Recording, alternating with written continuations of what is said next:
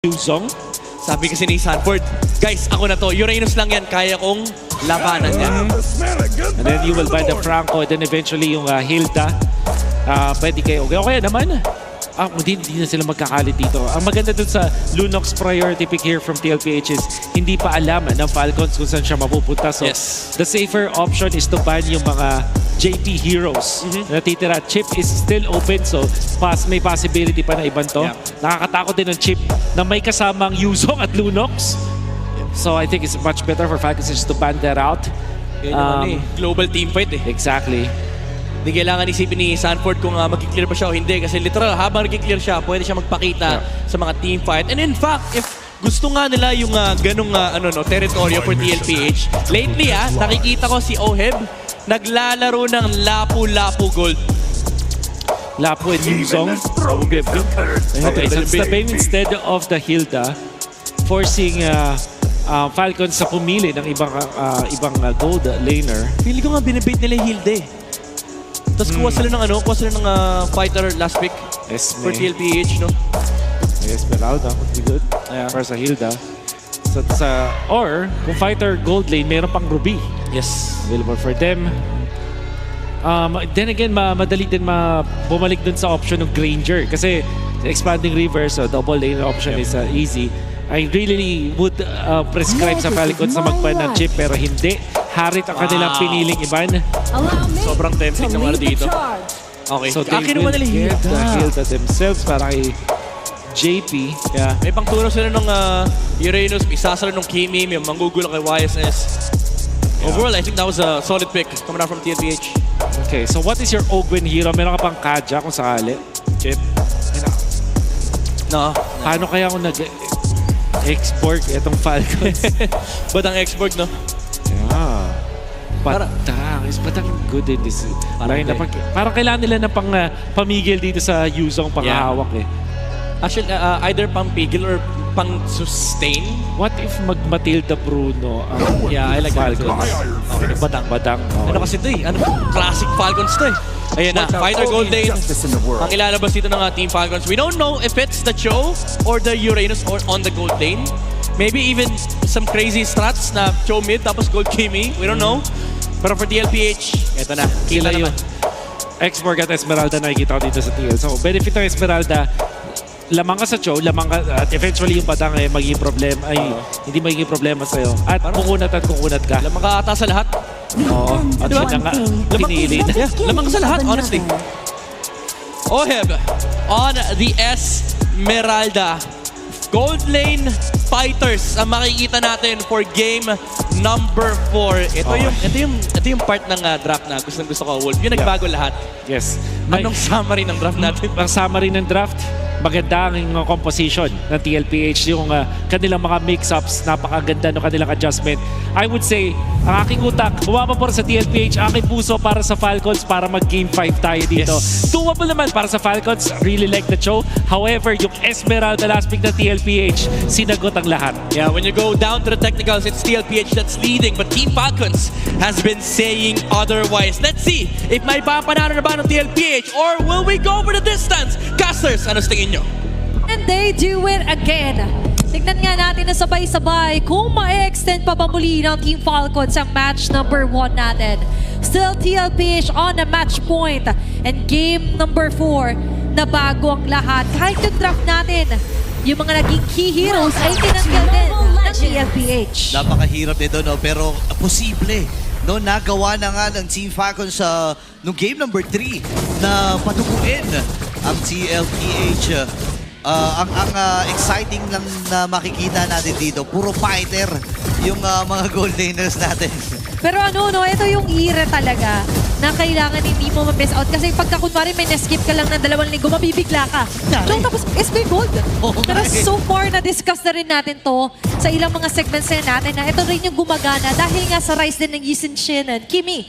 Combos here for Team Falcons. And now, considering for TLPH na umatake sila dito sa isang Saji Lunox Prayo, ay tila ba na-foresee nila na pag survivability and continuous damage, yun yung kinapos sila, check na agad for TLPH. Oo. And feeling ko, isa rin sa kinonsidera ng TLPH dito, no, kung bakit naglagay din sila ng fighter, hindi naman problema yung pagsama-sama ng fighter gold lane eh. Kasi naka-expanding rivers naman tayo eh. So, kapag ka may objective, ang bilis ng ikot, tingnan mo naman, napakabilis din bumaba ng buhay dito ni Flap TZ. Wow. Opo from Sanford. Pero mabilis din bumalik yung kanyang buhay. Uranus kasi yan eh. Diba? Given na yan. Pero as our panel have mentioned, ito yung hero na mas mapapabor kay Sanford. Dahil nga kung mastery and the Apex Predator pag-uusapan, ito yung kayang tumuna din Uranus pero muntik na doon si JP. Oo, buti na lang naka-out din. At least buhay siya para sa pagsisimula ng unang laban sa ating pagong. Nakatabay lang si Ogo dito sa baba. Nagre-ready para sa first turtle. Clear wave muna ang magiging goal and called dito ng TLPH. May misot pa, hindi, aabot namin level 4 din naman ito si Vio at si Sanji. At mukhang ito ay plano ring labitan kahit papano ng T-Falcons. As Dragon. we mentioned earlier, hindi sila takot i-commit even their ultimates. Just so TZ can secure the turtle safely. Sobrang classic eh, no? Alam mong pag may pagong, kalahati na yung buhay. Tingin ka kagad kay Sanford, alam mo magdadragon kagad yun. Sanford! Gaganon kagad eh. And nakita natin, nung paulit-ulit, mula doon sa game number 1 na performance nila, pero napasipa na si Marco sa itaas. At si Ohib ayaw palapitin si Marco doon sa kanyang mga wave. Grabe no, hindi na lang firepower yung asahan natin sa Gold Laners, but also yung additional setup nila. Yung mga ganyang mga tipian, dyan nagkakainitan. Pero mainit din talaga yung nagiging laban natin ngayon. As TLPH is still pinning their hopes onto getting this game point. Oh, when? Yun na, tinawiran na ni Carl TZ. At nakuha na ang unang dugo para sa TLPH. What a way to start off na malagyan ng numero agad dito si Carl T with the Lancelot. And ma-acknowledge din talaga natin na maganda yung presence din ng Hilda doon. Na naka-follow up si JP kung sakaling kakapusin yung jump in ni Carl TZ. But so far, there's going to be a solo na takedown doon. Flap TZ going down. Oo, actually, may kasama ata siya. Hindi ko alam kung tumulong si Sanford doon o sinilip lang niya kung paano papatayin ni Sanji. Pero counter kasi naman talaga eh. Kaya lang, napabrilliance. Ito nga si Sanji. Patay din si JP sa itaas. Super Marco hinahabol. Torno siya hindi tumama. Pero sa kabilang panig, may nangyayari din. Napakaramit, napakagulo ng mga kaganapan. Kung pwede ko lang hatiin, yung pwede kong panoorin, ginawa ko na. Pero ngayon, nahahati din yung gandong klase ng mga palitan na para sa Team Falcons at TLPH. Balikan natin yung pagtutulungan nung Sansan doon just so they could take down Flap TZ. Which means na talaga nagre-reflect na, oo, may pangtunoy Sanford pero nasan yung finishing move. At doon, nagiging cherry on top yung Lunox pick dito para sa TLPH. Ngayon, for Falcons naman, ang ganda ng punish nila kapag kami nag-overstep. Kasi nga, afford ni Ogwen na magsarado ng mga daan. Oo. At afford nila na palakasin yung forces nila kasi may follow-up continuous damage. Ayun na, fist break and fist crack. Buhay pa rin si JP.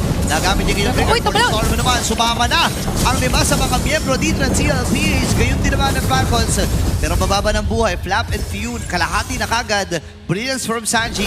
Ngayon, hahatakin nila yung pagong. Super Marco, nagabo na pagkakataon. Meron pa siyang wave of dragon. Ayaw sumilip. Ayan na, nagpakita na si Super Marco. Pero si Carl, hindi siya nagwagay. Sipa ay kanyang i-comment. Talon! Ibitata, mga miyembro ng TL, pero buhay pa rin. Kailangan mag-atrasan dito ng TL. Mababa ng kanilang buhay. Sanford ay mapupuruan. Sa kamay ni Hugh at nakadalawa siya rito. Sa baba? Si Sanji umaatras. Wala na silang way para abutin. Ito si Sanji. Pero sabi ni Carl TZ, round number 2 pa tayo. Makikita niya si Ogen na magagaling doon sa bush. Ito si Kyle. Storm muna, inabutan si Kyle. Pero 4 na miyembro yan. Atras muna dito itong si Oheb. Napakarami mga nangyayari pero lamang pa rin naman in terms of gold at CL. Grabe no, kung umandar yung TLPH, walang preno. Tinatanggal yung preno sa mga sasakyan nila. Pero so far for that turtle take, medyo madugo ang naging kablet para sa TLPH. That's 2-man takedown laban sa kanila ng Team Falcons. And actually, this is the first time that Super Marco ay gagamit ng isang show for his entire LPL Philippines career. 338 games ngayon lang siyang mag-show at maganda pa yung mga nagiging simulang sipa niya. Yun nga eh, bukod doon sa naging sipa na yun na na-dodge ng Torno sa malaking Carlito. Pero gusto ko lang sabihin na ibang klase din pala mag-show itong si Super Marco. May timing din siya na pinapakita even though na first time lang niya itong gamitin sa kabuuan ng karera niya dito sa MPL. Feeling ko naman, isa to sa mga secret recipe ng Team Falcon sa mga scrims eh. Grabe no, si Marco, tahimik lang. Pero may mga ganito pala mga May ganon. pwede na ilabas. May ganon. At sa playoffs pa nila, napupush through. Ayan yung Wave Dragon, kukonekta. Pero yung damage, hinay-hinay muna. Wala eh, hindi mahirap patayin talaga yun. Si Flatty, si naman ang kanyang kasama. Bueno. Sprig and Fist Crack. Si JB naka-flicker na naman, buhay pa rin. Sanford! Ito si Daddy JB and Sanford ay mapasok. Petrify ay nagamit. Kalahati dito si View. Sanji ay nakaabang din doon sa exit point dito ng Falcons. Habang sa pagbalang ginamit, ginagawa na si Cartesian, si Oheb. Grabe yung baby kicks! Ibang klase talaga ang baby cakes at tatrabahuhin nila itong Torres sa gitna. At ito yung matagumpay nila makukuha. Lagi kasi kayong merong sagot pag may natidig down kami. So, tore-tore mo ng atake ng TLPH. At mukhang pagong ay mapupunta pa rin dito kay Carl TZ. Nakasilip pa sila flop. Pero sa kabilang banda, iba pa rin, Super Marco Fighter Man. Joman ang gamit niya, nandun pa rin yung split push capability niya. Oo, kailangan niyang gawin. Actually, mabilis din naman talaga umiikot yung isang Joe eh. No, so, applicable pa rin dun sa mga galawan dito ni Super Marco na mahilig mag-split push. Maganda rin yung clear wave ng hero na to. And at the same time, kung ang lulutuin nyo ay yung mga slow push, lalo na, pabuhay na rin yung unang Lord. Well, medyo matagal pa naman, pero gusto ko lang sabihin, lalo na pag may Lord ng kasama, so mabilis makatulong itong si Super Marco. Yep, maganda yung gapang. Yung ganong klase ng mga slow burn na ginagawa ng Team Falcons. Nina for Team Liquid Philippines. There's a bit of a power struggle pagdating sa initiation sila. Dahil na rin, kapasok pa lang si JP, maaga na bibigyan dito ng Team Falcons. So, it's up to Oheb to actually capitalize yung Falling Star Moon. Kung card control ang pag-uusapan na for TLPH, masyadong maraming kailangan muna maging check-off para kumonekta yung one-time combo nila. Meanwhile, for Team Falcons, kahit wala ng crowd control, harang-harang lang, pwede na! Alam din ang walang matakas. Yun ang siniksik lang ni JP man niya sarili. Pero Petrify nagamit si Pew. Ang magiging target dito ni Sanford. Nandun yung Cha Essence. Pero di sapat! Sa likod! At nakalipad pa rin. Sa likuran naman ang magiging target ng CL. Falling Star mo na iwasan ni Ogwin. At buhay pa rin naman ang mga miyembro ng Falcons. Walang magiging kamatayan para sa Falcons bukod dito kay JP para sa TL. Diba, right on cue. Na-explain na ko pa lang na si JP time and time again ang pupunuan lang talaga ng Team Falcons. Mas madali kasing kumit dito yung fist break na meron si Ogwen versus Otto with the Falling Star Moon. Ang bilis maiwasan ng Team Falcons. So now, for Team LPH, ang problema talaga ngayon is yung setup nila, yung pick-off nila. Dahil lagi nilang nauunahan dito ng Team Falcons. So far, paunang Lord ay magre-respond na rin. And kung sa head-to-head natin onto Kyle TZ and Carl TZ, nakakalamang pa rin, syempre the GOAT. Pero there are certain aspects sa larong ito na tila ba nakakabangon at sumasabay din si Kyle TZ. No, lalo na sa damage dealt, no, talagang nalakihan na dito ni Kyle TZ. And si Flap ay nagpakita na, magsisimula na ang sayawan sa unang Lord ng laban na ito. Sa itaas na bahagi naman, may ginagawang slow po si Super Marco. At pinaplano din actually ni Oheb na ikat na rin yung wave. Parehas pa sila na nasa isip. Oh. Pero okay lang sa kanila yan kasi remember, yung mapa natin, Expanding River. Ayan o, Napakabilis rin naman na pwede nila maging movement at ngayon. Mabilis. Tinutunaw yung Lord. Conceal. Andito na yung conceal play. Sino ba ang unang atakihin? Bandang likod, JP na naman na mahuli! Flicker ay na-commit. Sobrang classic ng Dragon. Alam ng Falcons yung timing na yun. Sabi na, sige, kuha na lang tayo ng hero. Na-petrify! Na-petrify. View dito ay kailangan matras. Paano kung decision, hindi ito matama. Para dito kay Carl TZ. Ipit ata si Flap. Sapat ba yung damage dito ng CL? Parang hindi. Uling summer yung nagamit. Buhay pa rin si Flap TZ! Nabitawan na rin yung best break. At ligtas pa rin naman dito si Oheb. Grabe yung cha-cha ng Team Falcons at TLPH. Pero sa kabilang banda, wala mang mga naging casualty doon. Pero yung Lord ay nakuha pa rin successfully dito ng TLPH. Looking at their damage dealt ranking, nangunguna pa rin dito so far TLPH dahil nag-i-struggle man sila nung una magkaroon ng magandang setup pero hindi na-eliminate yung fact nakakapag-farm pa rin na maigi. Farming equals items. At ngayon, kung looking at their Infinix in-game equipment right on cue, is nandyan pa rin yung advantage natin onto the head-to-head sa jungle, pati na rin pagdating dito sa ilang mga aspeto sa XP. at pati sa mid lane. Okay, ipit pa sila dito. Naku, delikado ata ang pwesto ng Team Falcons. Patay kagad si Owen. Kinaya. Kailangan ng matras dito ni Flap. Ni Lord ay nasa may bandang itaas pa. Medyo mababa yung buhay ni Carlito pero okay lang sa kanya. Kasi Oheb. dito sa may bandang iba pa may nagaganap din. At napangkana itong si Oheb. Kaya lang matibay talaga. Napakakunat and yung power Kaso, ng kailangan sustain. umuwi. Kaya lang sa likod! Sanford, buena kill! Atras muna si Flap TZ. May Lord sila nakasama. May clear naman yung catapult. At buhay pa rin naman ang pag-asa din ng Falcons. Pero may pagtahing gagawin si Carl TZ. Tatawid siya sa kabilang panig. And buhay pa rin ang Falcons. Story lang sa itaas ang nakuha ng TL. Tila ba mas nagustuhan pa ni Oheb na nasa kanya yung atensyon? Dahil doon makakabasag ng crucial na tore ang TLPH. May kasama pang recall, may kasama pang emote. At kasabay niyan ay ang advantage pa rin na makuha ng TLPH. But this is not yet a finishing game dahil for Team Falcons, kompleto yung mga kits. They're just waiting for the perfect timing. Marirealize nga rin nila unti-unti na si Oheb, ganyan lang talaga gagawin niya. Superstar sa mata natin pero hindi yata siya. Kailangan natin i-store up! Ako, delikado ata si Ogen dito. Kailangan lumatras pero yung Black Dragon form sa may bandang likod. Ang Yung magiging si Ogen! baterya! Patayin na naman si Ogen! At yun ang panimula ng team fight na niluto ng CLPH.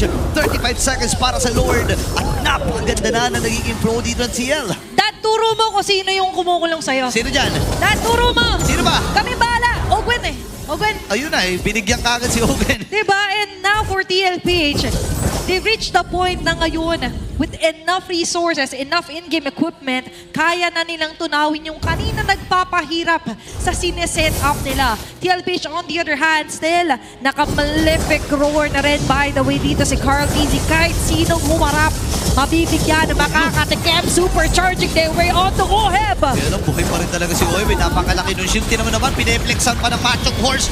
Dito ang kabuuan ng Team Falcons. Laptisi magpapakita, wala silang ideya kung gaano kataas yung buhay ng Lord. Reverse Pumalo na na naman. yung mga entry points ay isarado talaga. Ayaw palapitin ng Falcons dito. Falcons decision from Carl TZ. Nalaban ba sila?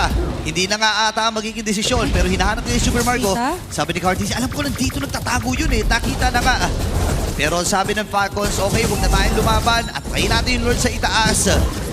And pakiramdam ko naman mataas din yung kakayahan nila para sa clear wave. Kahit Kaya pa paano rin. kahit paano. Yep, meron pa rin naman silang Kimi and Yus Engineer for Kyle TZ and so far, nakakahabol, nagkakaroon naman ng numbers kanina si Pew.